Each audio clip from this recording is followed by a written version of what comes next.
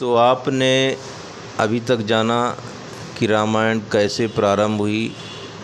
रामायण 12 वर्षों तक चली तो उसमें कुछ विशेष घटनाएं हुई होंगी, क्योंकि 12 वर्ष रात दिन, बरसात, पानी, गर्मी, ठंडी, ये सभी मौसम आते हैं। वहाँ पर कैसे व्यवस्था बनती थी और कोई विशेष घटना, कोई विशेष बातचीत आपके अगर जहन में हो तो बताइए, जो वास्तविक में हमको एक प्रेरणा देता है। तो 12 वर्ष के अंतराल में बहुत सी ऐसी घटनाएं घटी हैं और जिनको हम नहीं बताना चाहते। घटनाएं बहुत घटी हैं। पानी बरस रहा था, छत यानी वो सब खुला हुआ था। एक व्यक्ति हमारे पास छाता लगा करके खड़ा हुआ था। तो ऐसी भी परिस्थितियां आईं, लेकिन उन परिस्थितियों में भी भगवान ने संभाला, क्योंकि पहले झोपड़ी थी। झोपड़ी के बाद वो थोड़ा सा विस्तार हो गया, चारों तरफ परछी बन गई। तो उसी समय पर ये तीसरे वर्ष की घटना है। तो ये तीसरे वर्ष में ये घटना घटी थी। और बहुत सी घटनाएं हैं जिनको हम गोपनीय ही रखना चाहते हैं, क्योंकि उनको कहने से समाज पर गलत असर पड़ेगा, इसलिए उनको हम बताना नहीं चाहते।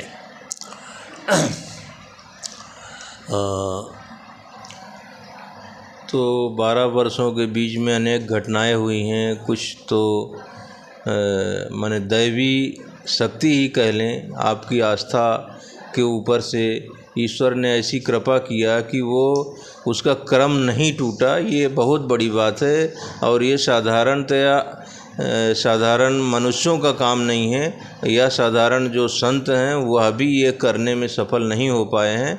आपका जो ये कृत्य है या आपका जो ये आस्था है, ये हमेशा याद कर रहे हैं लोग, याद करेंगे। आगे आपका जो कार्य चला कि आप अमरकंटक में इतने वर्षों तक रहे और वहाँ लोग जानने लगे, चारों तरफ से लोग आते भी थे, अपनी मान्यता लेकर के आते थे कि मेरा ये काम होगा, मेरा ये काम होगा करके आपके आश्रम में आते थे, ऐसा हमने सुना है। तो आगे आपने अमरकंटक को क्यों छोड़ा, इसके बारे में थोड़ा बताइए। हमने सुना था कि हरिरामेश्वर महाराज सर्व संकल्प किए नर्मदा जी को, तो हमारे मन में भी भावना हुई। ये सब रामायण काल के पहले की बातें हैं। तो हमारे भी मन में भावना हुई कि हम नर्मदा जी को सर्व संकल्प करें। सर्व संकल्प का मतलब कि हम हमारे पास जो कुछ है, तन मन धन, वो सब हम आपको समर्पित करते हैं। हम के कुछ नहीं हैं, केवल आत्मा के अतिरिक्त और कुछ नहीं हमारे पास बचा। अब वो आत्मा भी आपकी है। सर्व संकल्प का मतलब ये होता है सब कुछ दे देने की भावना। तो हम सर्व संकल्प किए।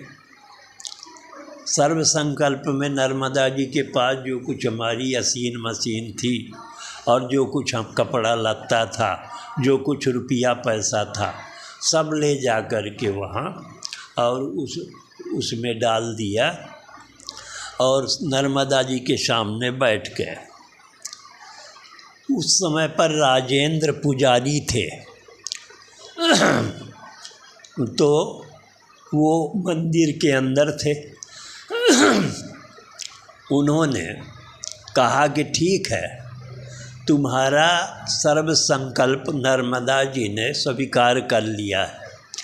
हम पुजारी हैं, हम उनकी तरफ से तुमको प्रसाद देते हैं, तुम ये प्रसाद ले लो। तो हमारे मुख से निकल गया कि हम नर्मदा जी का प्रसाद नहीं चाहते। तो वो चुप हो गए, कुछ देर तक कुछ नहीं बोले। फिर बोले क्या चाहिए। हमने कहा हम नर्मदा जी को ही चाहते हैं, नर्मदा जी हमारे पास रहेंगी तो उनका धन दौलत भी सब कुछ हमारे पास रहेगा।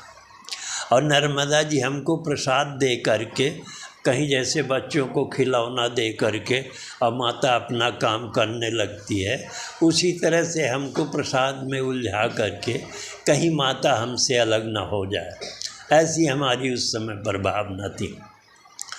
तो हमने कहा प्रसाद नहीं चाहिए। तो कुछ देर चुप रहने के बाद बगल में बाई खड़ी थी, तो कहा लो बाई, ये नहीं लेता है तो नहीं लेने दो, हम तुमको नर्मदा जी का प्रसाद देते हैं, तुम ले लो। तो बाई ने आंचल फैलाया और पुजारी जी ने वो प्रसाद डाल दिया उनके झोली में। हमारे मन को अच्छा नहीं लगा, हमने कहा देख रे, आवेश बना रहता था हमको। हमने कहा आज से तेरे साथ नर्मदा जी का प्रसाद रहेगा और मेरे साथ नर्मदा जी रहेंगी। हमारे तेरे भावनाओं में अंतर हो गया है, जब तक हमारा संस्कार है तब तक तो हम तेरे साथ रहेंगे, पर तू अपना मान के चलेगी तो धोखा खाएगी।